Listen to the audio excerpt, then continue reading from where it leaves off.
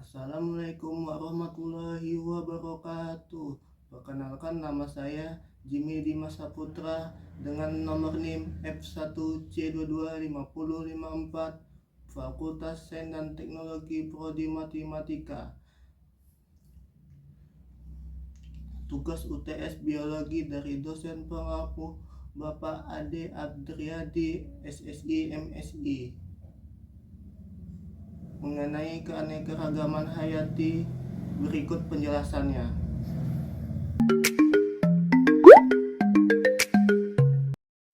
Tumbuhan, contohnya tumbuhan kelapa. 1.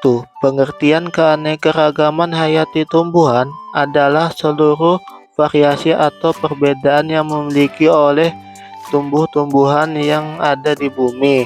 Keanekaragaman ini dapat dilihat dari tingkat genetatif dalam suatu spesies, tingkat spesies antar jenis tumbuhan, dan tingkat ekosistem tempat tumbuhnya berbagai jenis makhluk dan tumbuhan. Tumbuhan memiliki peran penting dalam kehidupan manusia dan makhluk hidup lainnya. Mereka menjadi sumber makanan, obat-obatan, bahan bangunan, dan juga penghasil oksigen yang sangat dibutuhkan bagi kelangsungan hidup di bumi. Di Indonesia yang beriklim tropis dan memiliki tanah yang subur, keanekaragaman tumbuhan sangat tinggi. Salah satu contoh tumbuhan yang sangat penting dan memiliki manfaat besar adalah buah kelapa. 2. Definisi umum tumbuhan kelapa. Kelapa dimanfaatkan untuk kebutuhan manusia. Tanaman pohon kelapa merupakan tumbuhan yang termasuk dalam keluarga palem-paleman dan tumbuh subur di daerah tropis. Pohon kelapa dapat tumbuh hingga ketinggian 30 meter dengan batang yang lurus dan tidak bercabang, dan memiliki daun yang panjang menyirip. Buah kelapa memiliki lapisan sabut serat tempurung keras, daging buah berwarna putih, serta air kelapa di dalam bagiannya. Selain berbagai sumber dari bahan makanan, pohon kelapa juga memiliki nilai ekonomi yang tinggi karena hampir seluruh bagiannya bisa dijual dan diolah menjadi berbagai produk industri. Taksonomi tumbuhan kelapa. Klasifikasi ilmiah dari tumbuhan kelapa adalah sebagai berikut. Tumbuhan kelapa termasuk monokotil, artinya memiliki satu keping biji. Batangnya berruas-ruas dan tidak memiliki cabang. Daunnya majemuk, menyirip dengan tangkai panjang dan kuat. Buah termasuk batu serat dengan lapisan tempurung keras di dalamnya. 4. Penyebaran dan habitat tumbuhan kelapa. Yang A. Penyebaran. Kelapa merupakan tanaman tropis yang berasal dari kawasan Asia Tenggara dan Samudra Hindia. Dari wilayah asalnya, kelapa menyebar luas ke bagian daerah tropis di dunia seperti Indonesia, Filipina, India, Sri Lanka, Malaysia, Papua Nugini, dan Amerika Tengah dan Selatan.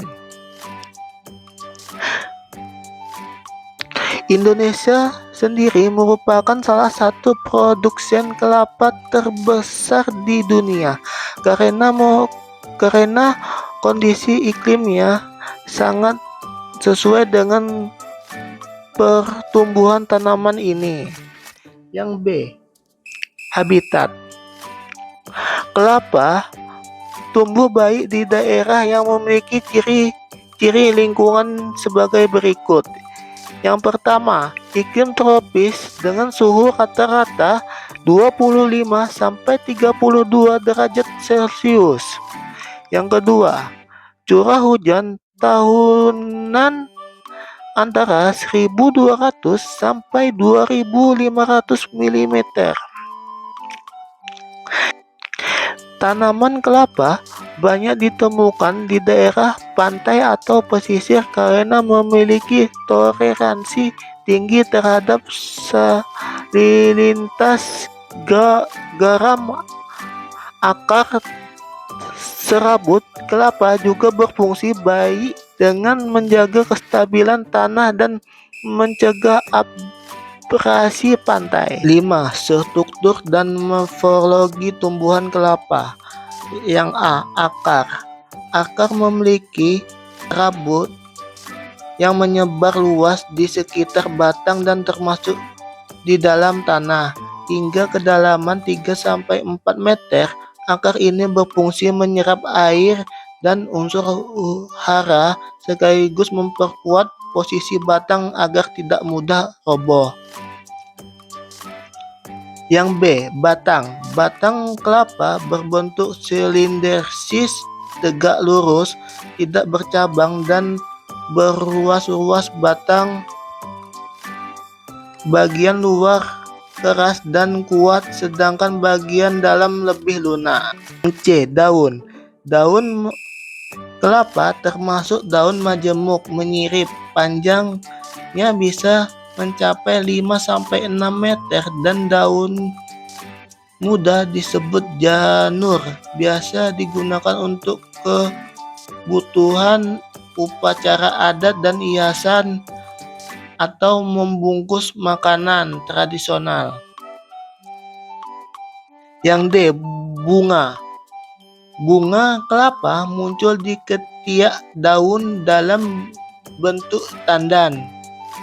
Bunga ini terdiri atas bunga jantan dan betina yang dapat di dalam satu tandan, hingga menyebabkannya dapat terjadi secara alami dengan bantuan angin atau serangga. Yang E. Buah. Buah kelapa berbentuk bulat besar dan memiliki beberapa lapisan. Yang pertama, lapisan luar tipis dan berwarna hijau atau coklat.